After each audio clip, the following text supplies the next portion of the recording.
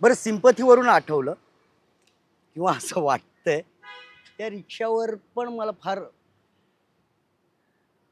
सिम्पथीतून तरी कामं मिळतील असं पण एक येऊन गेला डोक्यात. सिम्पथी आपल्याला नकोच असते, कोणालाही नको असते. कितीही वाईट अवस्थेत माणूस असला ना, तरी त्याचं म्हणणं हेच असतं, की नाही मी करून दाखवणार, मी करणार. ते खूप महत्त्वाचं आहे. त्यामुळे मी त्या गोष्टीकडेही लक्ष फार दिलं नाही कधी.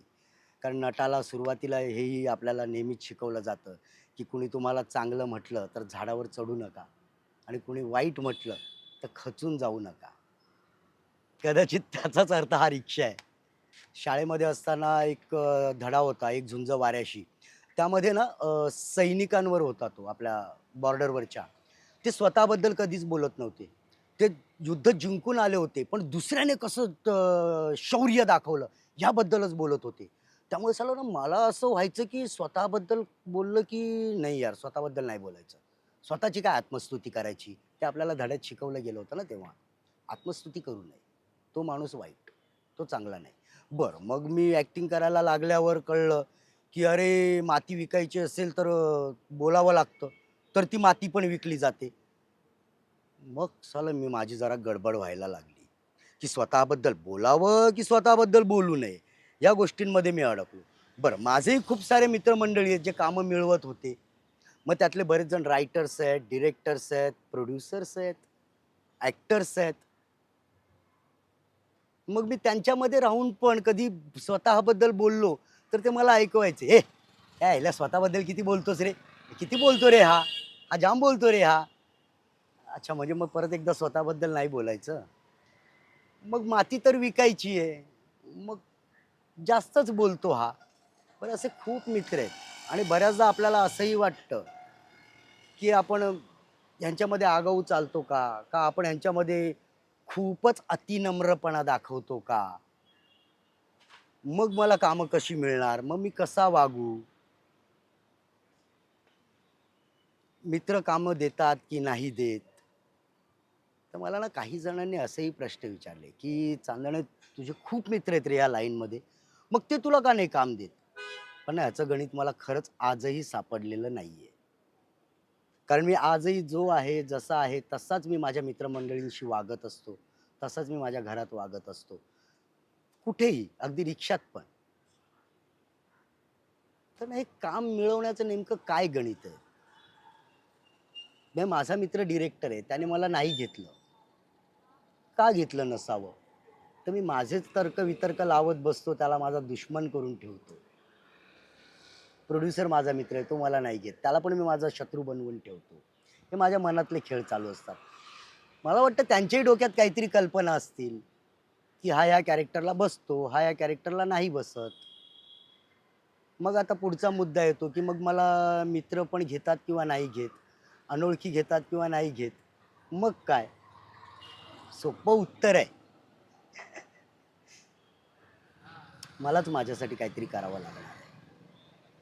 कारण खरं आहे हो, दुसऱ्यासाठी कुणी का करेल? का करावं?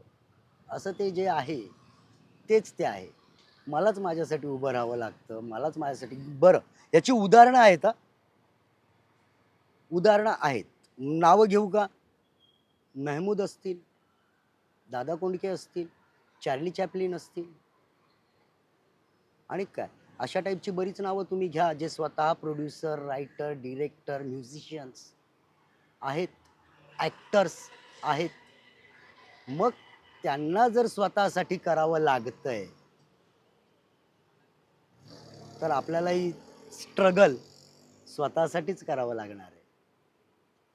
अगदीच स्वतःसाठी प्रोजेक्ट करण्या माहीत नाही स्वतःसाठी प्रोजेक्ट केव्हा होईल, पण स्ट्रगल तर स्वतःसाठीच करावं लागणार आहे ना. बघूया, प्रयत्न चालू आहेत.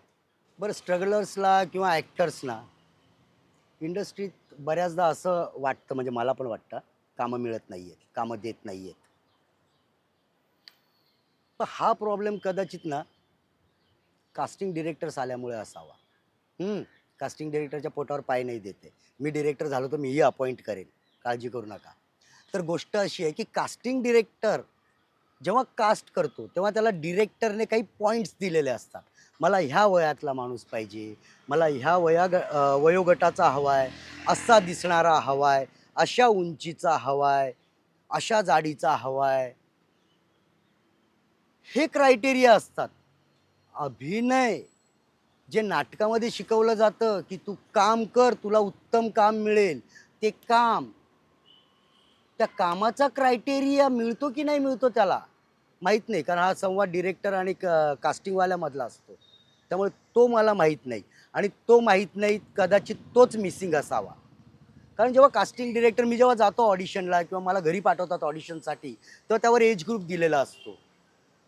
त्या कॅरेक्टरचा स्वभाव दिलेला नसतो फार. तो कॅरेक्टर कसा वागेल, कुठल्या वेळेला काय करेल हे फार नसतं दिलेलं.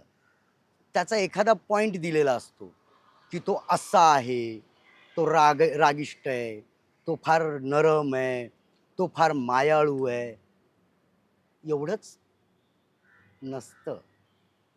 त्यामुळे जेव्हा केव्हा माझ्यासारख्या, मी स्वतःबद्दलच बोलेन ना, हां, मी बाकीच्या स्ट्रगलर्सला नावं नाही ठेवणार. मी मी माझ्याबद्दल बोलतोय. तर जेव्हा माझ्याकडे येतं माझ्यासाठी, तेव्हा मला एज ग्रुपमध्ये दिलेलं असतं. माझं एज ग्रुप मला लहानपणापासून आत्तापर्यंत कळलेलं नाहीये. नेहमी मी प्रोफाईलमध्ये 10 वर्ष कमी लिहिलंय. कमी लिहिलंय नेहमी.